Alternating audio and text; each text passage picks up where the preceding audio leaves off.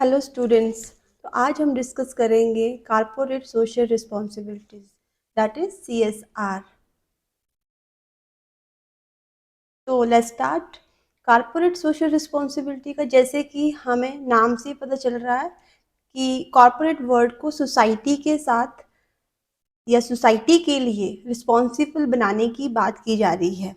As we know, जितने भी हमारे बिजनेस हैं या कंपनीज हैं, उनका जो सबसे मेन ऑब्जेक्टिव रहता है वो होता है टू अर्न द प्रॉफिट। तो बट कारपोरेट सोशल रिस्पॉन्सिबिलिटी की इंट्रोडक्शन के बाद जब ये इंट्रोड्यूस हुआ तो कंपनीज का मोटिव सिर्फ टू अर्न द प्रॉफिट नहीं रह गया, उनका कुछ रिस्पॉन्सिबिलिटी सोसाइटी वेलफेयर और सोसाइटी डेवलपमेंट के लिए भी फिक्स कर दी गई।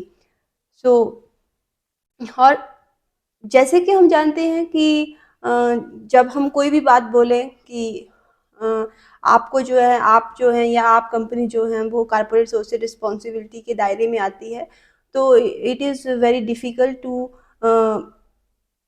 Accept it.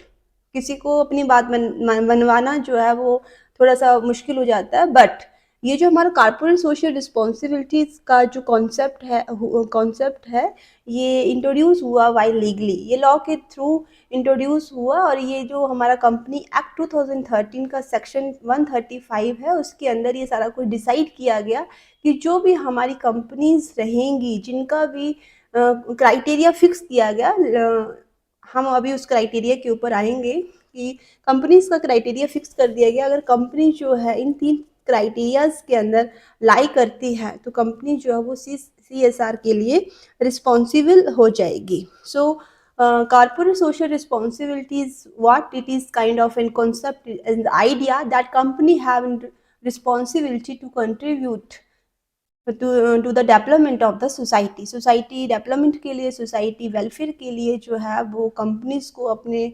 कुछ अमाउंट जो है वो कंट्रीब्यूट करना है, स्पेंड करना है। और who will decide this amount और कितना अमाउंट स्पेंड करना है, वो सारा कुछ जो है वो हमारा section 135 of the company act 2013 के अंदर जो है बताया गया है।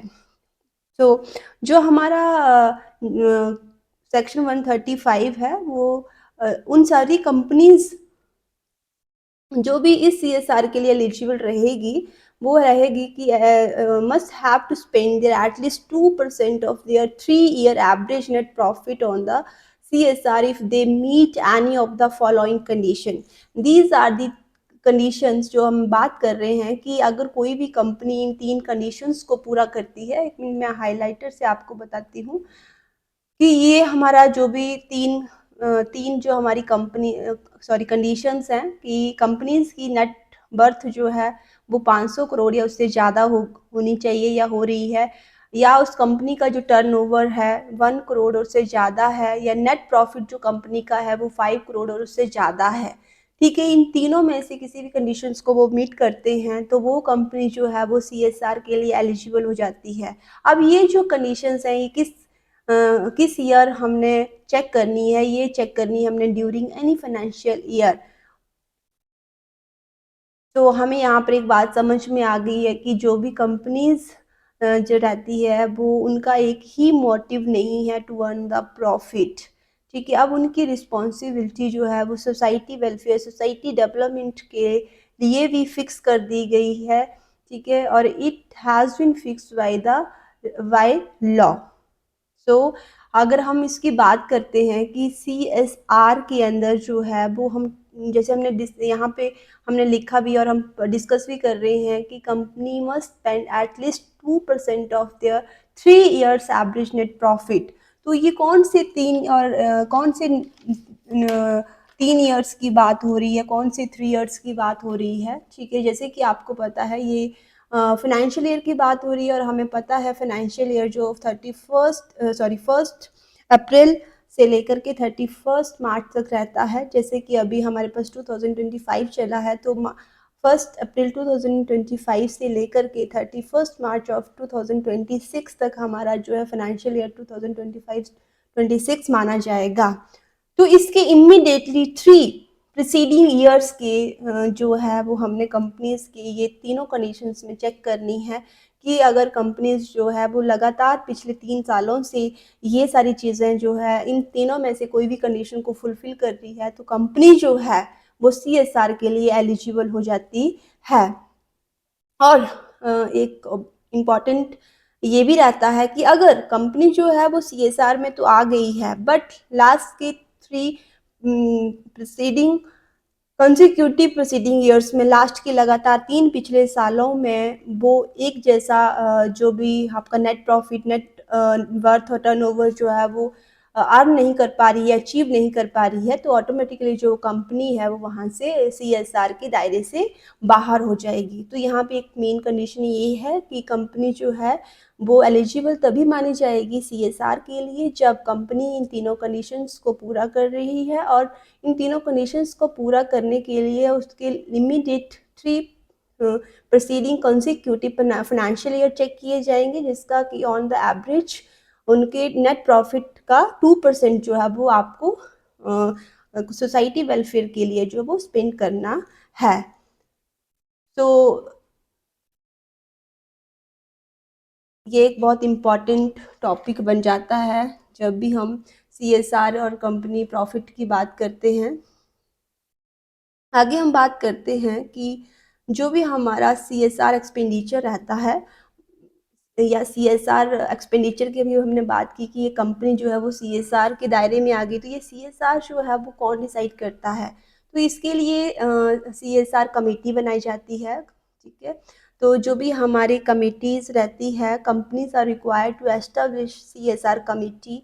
इट इज़ मैंडेट, ये मैंडेट है कि कंपनीज को अपनी सीएसआर कमेटी बनानी पड़ती है to oversee the CSR activities. जो भी हमारी सीएसआर एक्टिविटीज़ होती है वो सारी सीएसआर कमेटी ही डिसाइड करती है, specially if the allocated CSR amount exceeds rupees 50 lakh. अगर हमारा सीएसआर अमाउंट जो है 50 लाख तक है या 50 लाख से कम है, तब तो हमें सीएसआर कमेटी बनाने की ज़रूरत नहीं है। तब तो कंपनी के जो बोर्ड ऑफ डायरेक्टर्स हैं वो ही सीएसआर कमेटी का फंक्शन प्ले कर सकते हैं। बट अगर हमारा सीएसआर अमाउंट जो है वो 50 लाख से ऊपर है, तो हमें सीएसआर कमेटी जो है बनानी पड़ेगी, ठीक है। और जो सीएसआर एक्टिविटीज़ हैं that must be conducted with in India. अगर आप आउटसाइड इंडिया इसको परफॉर्म कर रहे हैं तो हम इसको नहीं कंसीडर कर सकते हैं कि आप सीएसआर एक्टिविटीज़ में एक्सपेंडिचर हो रहा है। तो जब भी सीएसआर एक्टिविटीज़ रहेगी, वो सीएसआर एक्टिविटीज़ जो है दैट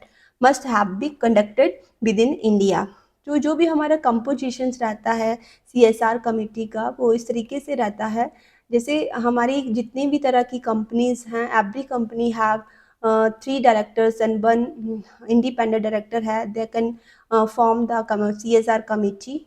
अगर unlisted company, joint ventures and etcetera जो सेक्शन 455 के अंदर they don't require any kind of independent director, they also make or form a CSR committee which have 2 or more directors। तो 2 और 2 से ज़्यादा डायरेक्टर की हेल्प से भी हम CSR कमेटी बना सकते हैं इन केस अनलिस्टेड कंपनीज। अगर हम प्राइवेट कंपनीज की बात करते हैं तो प्राइवेट कंपनी के पास हमारे पास 2 डायरेक्टर्स रहते हैं, और हम उस 2 डायरेक्टर्स की हेल्प से भी हम अपनी CSR कमेटी जो है वो बना सकते हैं, फॉर्म कर सकते हैं। अगर इसके अलावा हमारे पास फॉरेन कंपनीज रहती हैं, तो फॉरेन कंपनीज के अंदर भी हमारे पास जो सीएसआर कमेटी बनेगी, उसके अंदर 2 मेंबर्स रहेंगे। एक मेंबर जो है that is resident of India and the second one is the nominated by the company. तो इस तरीके से हमारी सीएसआर कमेटी की फॉर्मेशन होती है, और ये जो कमेटी है ये सारी सीएसआर एक्टिविटीज़ को चेक करती है, और उसके जो भी उसकी पॉलिसी होती है उस पॉलिसी फ्रेमवर्क को बनाती है, और उस पॉलिसी को अच्छे से, उस पॉलिसी मैकेनिज्म को अच्छे से मॉनिटर भी करती है। अब हम बात कर रहे हैं कि यहाँ पर एक बात बार बार आ रही है, सीएसआर एक्टिविटीज़ को चेक करना, सीएसआर एक्टिविटीज़ के लिए फंड एलोकेट करना। तो ये सीएसआर एक्टिविटीज़ क्या होती हैं, इसको भी हम पढ़ेंगे सीएसआर एक्टिविटीज़ क्या हैं। उससे पहले हम पढ़ लेते हैं जो भी हमारी corporate social responsibility CSR committee बनी, उसके क्या फंक्शन रहते हैं। तो जो भी हमारे कमेटी है ये फॉर्मुलेट करेगी, रिकमेंड करेगी CSR policy to the board of director according to the schedule 7। जैसे कि हमने बोला कि अभी हमने पहले भी पढ़ा कि जो सीएसआर कमेटी है वो कुछ पॉलिसीज़ बनाएँगी, कुछ रूल्स बनाएँगी, कुछ एक फ्रेमवर्क बनाएगी। तो उस दायरे की रह कर के हमने उसको फॉर्मुलेट किया है, उसको रिकमेंडेड करेगी बोर्ड ऑफ डायरेक्टर्स को, जो कि जिसके भी बारे में सारा कुछ शेड्यूल 7 के अंदर दे रखा है। और ये रिकमेंड करेगी amount of expenditure to be made, कि कितना अमाउंट जो है आप सीएसआर के लिए जो है खर्च करेंगे।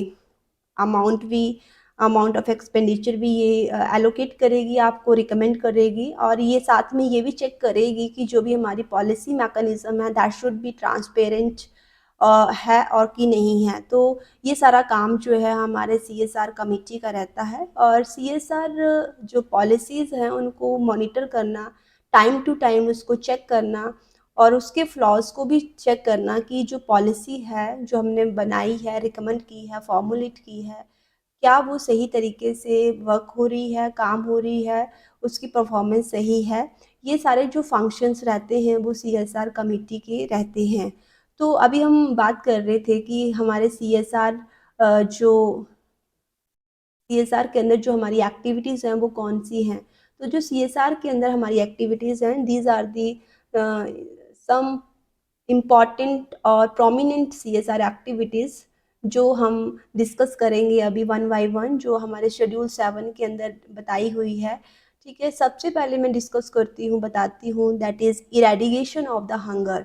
If the company Kemps under the criteria of CSR, अगर सीएसआर के दायरे में कोई भी कंपनी आती है तो उसको सोसाइटी वेलफेयर के लिए कुछ काम करना है। अब हम सोचते हैं कि हम कुछ भी कहीं पे भी स्पेंड कर देंगे और हम ऐसा बोलेंगे कि हम तो अपनी सीएसआर कर रहे हैं। ऐसा नहीं माना जाएगा। जो हमारा शेड्यूल 7 है उसमें कुछ लिस्ट ऑफ एक्टिविटीज़ बता रखी हैं, उसी एक्टिविटीज़ में उनमें से एक या एक से ज़्यादा एक्टिविटीज़ पे हम जो है वो स्पेंड करेंगे, तभी हमारा जो सोसाइटी वेलफेयर के लिए और सोसाइटी डेवलपमेंट के लिए सीएसआर माना जाएगा, अदरवाइज़ नहीं माना जाएगा। उसमें इरेडिकेशन ऑफ द हंगर है, जैसे कि हमने हंगर इरेडिकेट किया हंगर प्रॉब्लम जो हमारे इंडिया के अंदर है, ठीक है।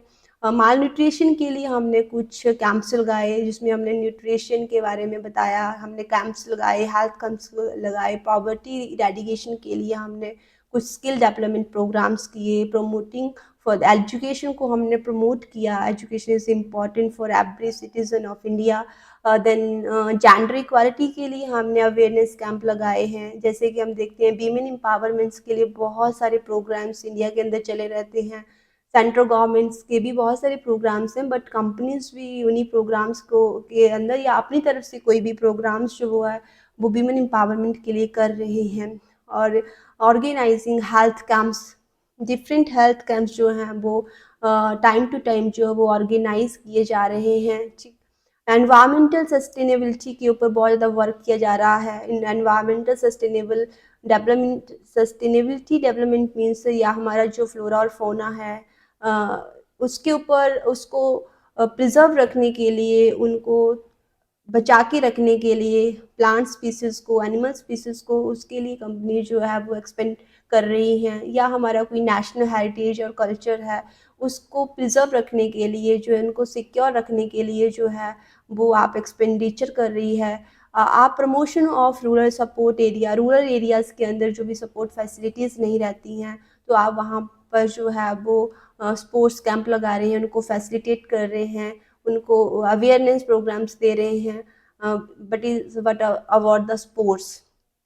Contribution to the prime minister national relief fund, आप prime minister national relief fund में कंट्रीब्यूट कर रहे हैं, टाइम टू टाइम आप उसके अंदर जो है वो कंट्रीब्यूट कर रहे हैं, या प्राइम मिनिस्टर केयर फंड में भी कंट्रीब्यूट कर रहे हैं, या आप किसी भी रिसर्च एंड डेवलपमेंट के अंदर कंट्रीब्यूट कर रहे हैं, या आप रूरल डेवलपमेंट प्रोजेक्ट्स के अंदर भी कंट्रीब्यूट कर रहे हैं, या डिजास्टर मैनेजमेंट के लिए आप डिफरेंट एफर्ट्स लगा रहे हैं, उसके लिए आपका कुछ कंट्रीब्यूशंस हो रहा है, एक्सपेंडिचर्स हो रहा है। Support for the public universities, आप पब्लिक और फंडेड यूनिवर्सिटीज़ को किसी भी तरीके से हेल्प कर रहे हैं, चाहे वो रिसर्च के लिए है या डिफरेंट प्रोजेक्ट्स की हेल्प से जो है वो वहाँ पर आप अपना कंट्रीब्यूशन और एक्सपेंडिचर कर रहे हैं, वो सभी तरीके का जो भी कंट्रीब्यूशंस रहता है, ये हमारी CSR एक्टिविटीज़ है। इसमें अगर आप एक्सपेंडिचर करते हैं तो ये एक्टिविटी CSR एक्टिविटीज़ मानी जाती हैं। जैसे कि हमारे कोविड के दौरान ये एक कुछ नॉर्म बना दिए गए थे कि जो भी हमारे जैसे मेडिकल कंपनीज़ हैं, तो मेडिकल कंपनी जो है तो मेडिसिन्स बनाएँगी या मेडिकल इक्विपमेंट्स बनाएँगी, तो अगर वो CSR के दायरे में आती है तो उसको जो है वो CSR का जो भी उसका क्राइटेरिया में फिट होती है, तो उसके अकॉर्डिंग उसको जो भी 2% ऑफ देयर नेट प्रॉफिट का एवरेज जो है वो एज़ अ CSR देना पड़ेगा अलग से।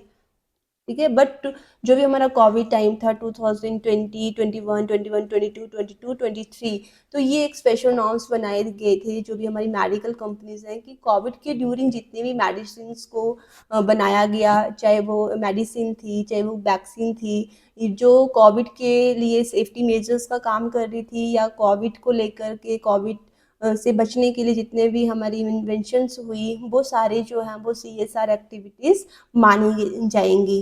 तो ये हमारा CSR एक्टिविटीज़ की बात रही। और अगर कोई भी कंपनी अगर इसको नॉन कॉम्प्लाइंस करती है, CSR के दायरे में आ रही है, आ चुकी है, बट वो CSR अपनी परफॉर्म नहीं कर पा रही है, वो नॉन कॉम्प्लाइंस एक्टिविटीज़ हो रही है, तो उसमें जो कंपनी है उसको 50,000 से 25 लाख तक का फाइन रहता है। और अगर कोई ऑफिसर इन फॉल्ट पाया जाता है तो उसको 3 इयर्स का इम्प्रिजनमेंट रहता है और साथ में 50,000 से लेके 25 लाख तक का जुर्माना रहता है। सो ये हमारा एक इम्पॉर्टेंट टॉपिक है जो everyone should know what is about the CSR and CSR committees functions और एक्टिविटीज़ में इम्पॉर्टेंट रहती है हमारी एक्टिविटीज़। और साथ में ये भी मैं यहाँ पे बताना चाहूँगी, अगर CSR जो है हमारी 50 लाख से कम बनती है तो हमें CSR कमेटी फॉर्म करने की ज़रूरत नहीं होती है। जो कंपनी के बोर्ड ऑफ डायरेक्टर्स और अदर लोग होते हैं अ, वो ही CSR कमेटी का रोल प्ले कर सकते हैं। और अगर हमारा CSR का कंट्रीब्यूशन मोर देन 50 लाख है देन हमें CSR कमेटी जो है वो बनानी पड़ेगी, और अदरवाइज़ हमें इसकी ज़रूरत नहीं होती है अगर इससे कम है तो। So this is all about your CSR, corporate social responsibilities, and applicability of the CSR responsibility जो हमने section 135 of the company act 2013 में डिस्कस कर रखा है। उसके अंदर ये एलिजिबल कंपनीज के बारे में बता रखा है कि ये हमारी 3 कंडीशंस रहती हैं जिस भी कंपनी का, ये मेन इम्पॉर्टेंट है। कई बार ये MCQ का क्वेश्चन जो है वो हमारे कॉम्पिटिटिव एग्जाम्स में भी आता है। और ये जो हमारा सेक्शन है 135 section of the company act, ये पूछा जाता है कि कौन से सेक्शंस में ये सारी कंडीशंस बता रखी हैं और ये कौन सी कंडीशंस बता रखी है। नेट वर्थ अगर हमने देखना है तो 500 करोड़ और मोर देखना है, टर्नओवर देखना है तो 1000 करोड़ और मोर देखना है, और नेट प्रॉफिट देखना है तो 5 करोड़ और मोर देखना है ड्यूरिंग एनी फाइनेंशियल ईयर। और कितना अमाउंट बनेगा वो हम चेक करेंगे immediate proceeding consecutive 3 financial years. जैसे अभी हम बात करते हैं, अगर फाइनेंशियल ईयर 2025-26 चला हुआ तो एकदम इससे पीछे लगातार 3 साल कि का CSR, ये हम तीनों कंडीशन चेक करेंगे। उनमें से अगर कंपनी जो है वो उन तीनों कंडीशंस को लगातार 3 सालों में पूरा कर रही है तो उसका जो है हमारा एवरेज नेट प्रॉफिट का 2% जो है वो कंपनी जो है सोसाइटी वेलफेयर में कंट्रीब्यूट करेगी। अगर कंपनी लगातार 3 साल में इन 3 क्राइटेरिया को पूरा नहीं करती है तो कंपनी ऑटोमेटिकली CSR से बाहर हो जाएगी। तो this is all about your CSR and CSR committee functions, activities and all. I hope so आपको यहाँ तक समझ आया होगा। The next topic we will discuss in the next lecture. Thank you.